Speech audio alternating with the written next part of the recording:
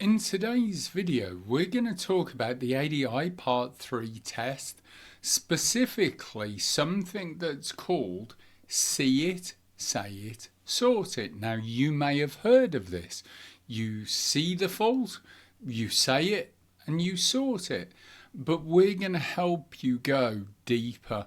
We're going to help you to become better at it, because there's more that's involved than see it, say it, sort it. The better way of doing it is entitled see it, say it, solve it, and sort it. So what does that mean, and how can you do that on your ADI Part 3? Well, stay with us and we'll tell you. Basically, see it, say it, solve it, sort it is a way of identifying faults, bringing them to the pupil's attention, controlling the risk, becoming better at risk management, and also being able to find out the real reason something has happened. So therefore then, what we're doing is providing client-centered learning, because 5 people could make the same mistake, and potentially you'll have 5 different reasons as to why it happened. You need to figure out what it is with that particular person. So let's break this down then. So the first thing on our list is see it. This is where so many fail the Part 3. They're that obsessed with watching the road ahead, they're simply not looking at the pupil.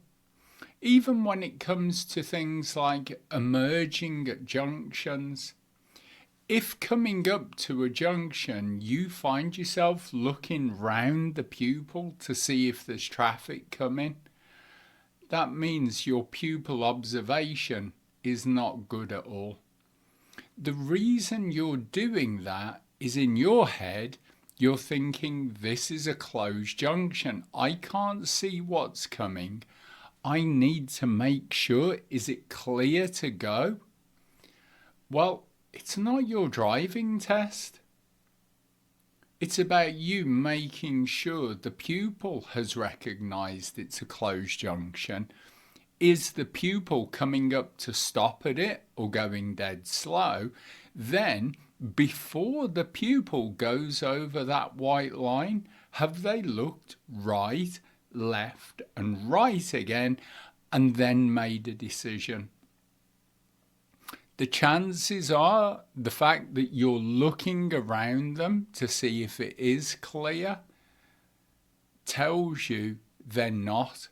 You're hoping they don't pull out and there's a car there.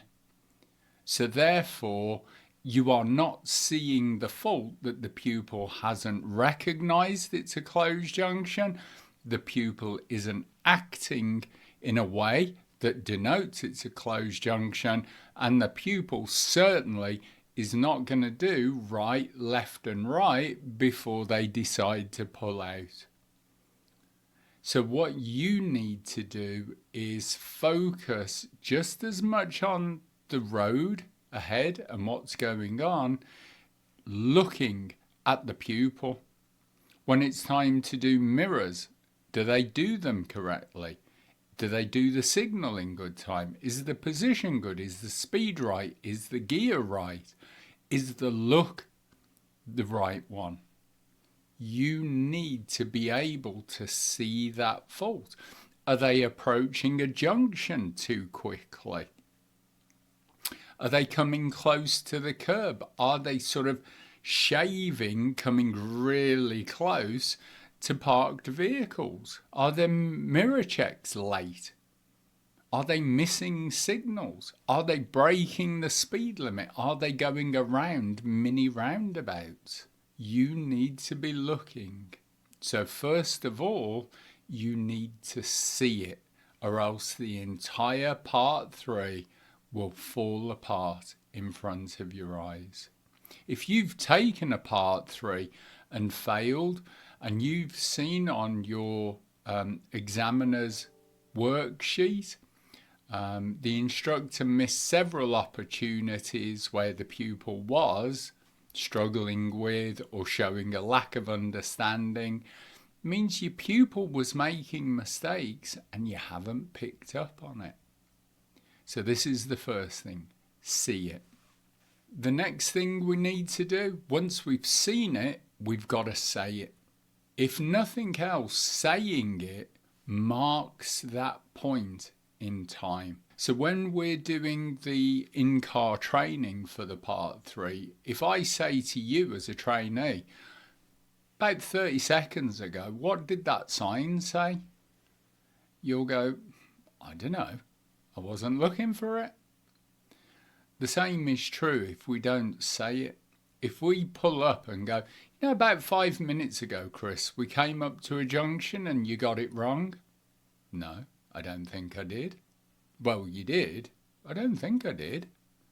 Well, you did. But if at that point, Chris, stop. What's the minimum observation at a junction? Oh, right, left and right. That's it. We'll talk about this in a bit.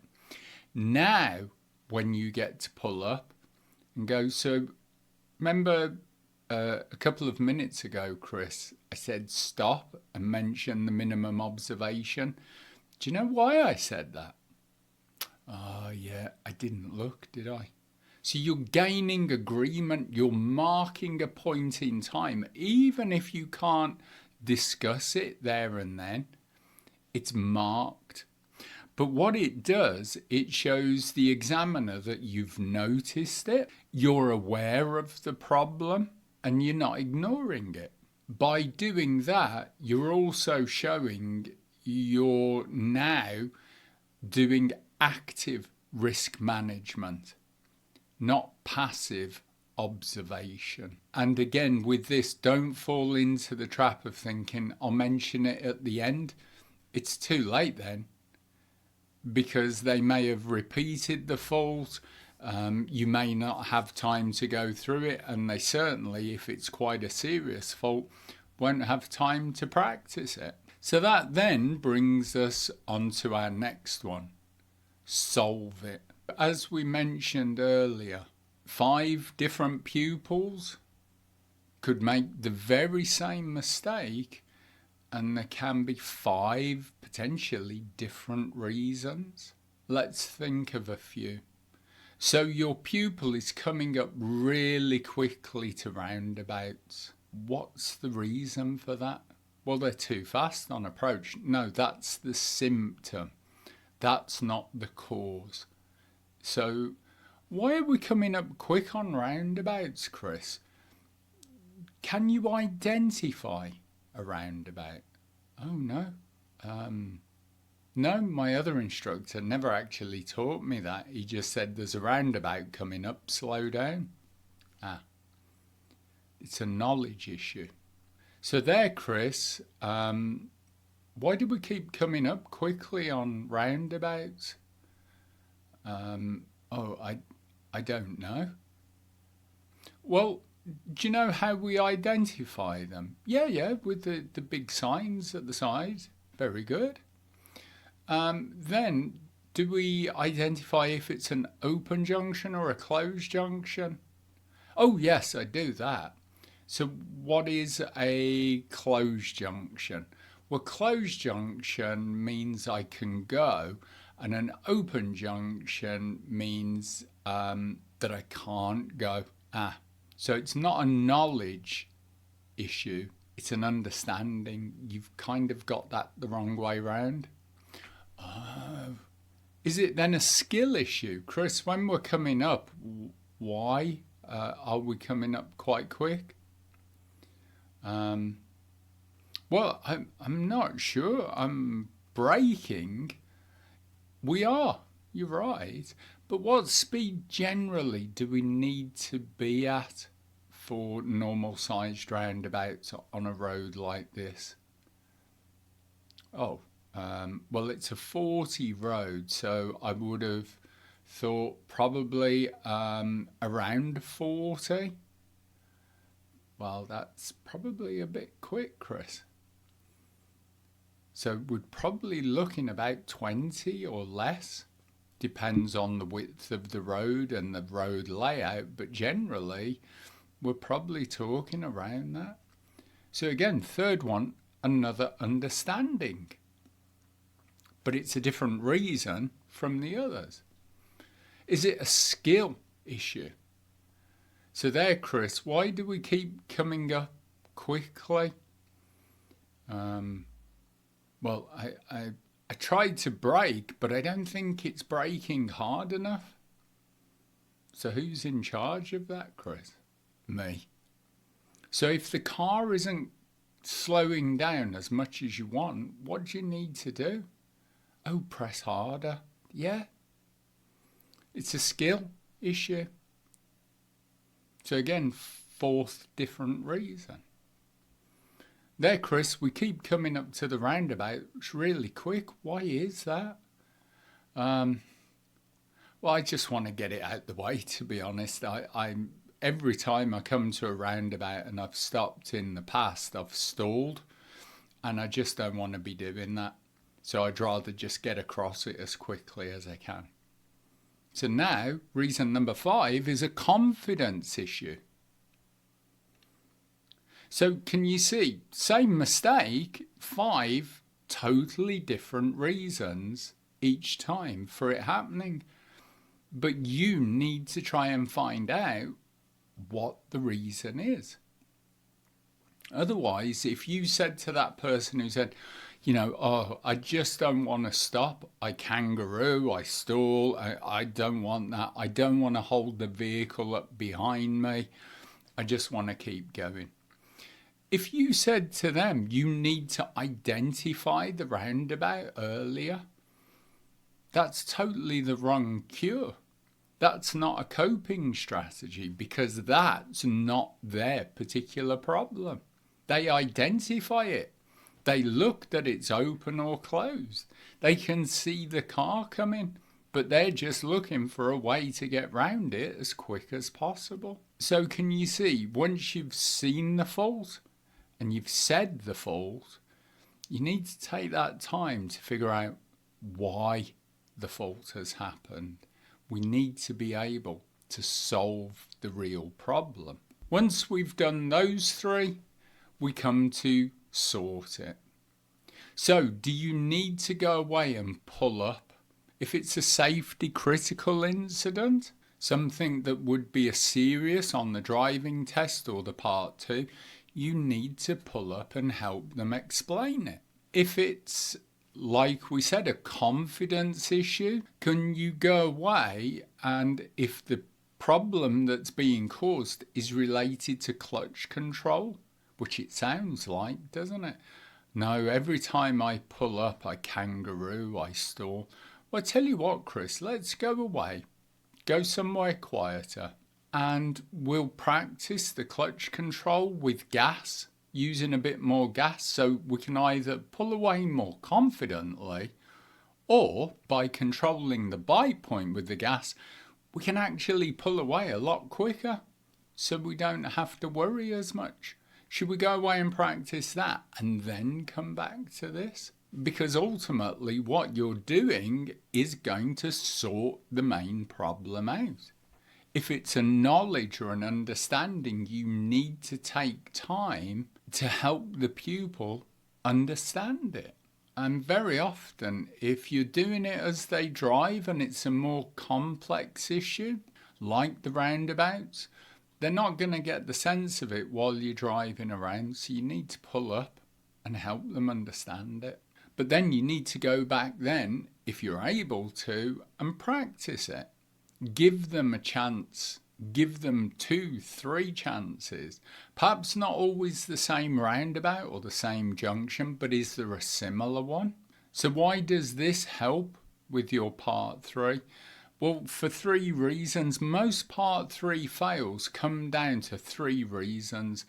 First is late or missed intervention, seeing the fault but not controlling it, so the risk isn't managed. Second is a weak instructional response. So not really helping them figure out why it went wrong and how they avoid it again in the future. The third is there's no evidence of learning, even if the pupil can't do it within the 40 minutes, because let's face it, if people could learn things in 40 minutes, it would take you about 6 hours to get to test standard. But they can't. But do they understand the subject more? Do they understand how you're trying to guide them towards that end goal? And what that proves then is that you're a thinking instructor. You're one who's actively managing the risk. So remember, the examiner isn't expecting perfection from your pupil. What he is expecting is professionalism from you. And to see the fault, to say the fault, and stop it getting any worse, to then solve the fault by asking basic questions, and then to sort the fault means you're providing effective teaching. You're doing risk management, and you're providing effective teaching and learning strategies. See it, say it, solve it, sort it. If you want an up-to-date way of doing see it, say it, solve it, sort it, then check out our ADI Part 3 and Standards Check overview. In there we have tick boxes and check boxes for what's called KUSC, K-U-S-C, as we went through earlier. Is it knowledge, understanding, skills, or confidence? By getting to know these things, it will help you become a better teacher. It will make your pupil more confident, and ultimately it will help you improve your chances of passing the ADI Part 3.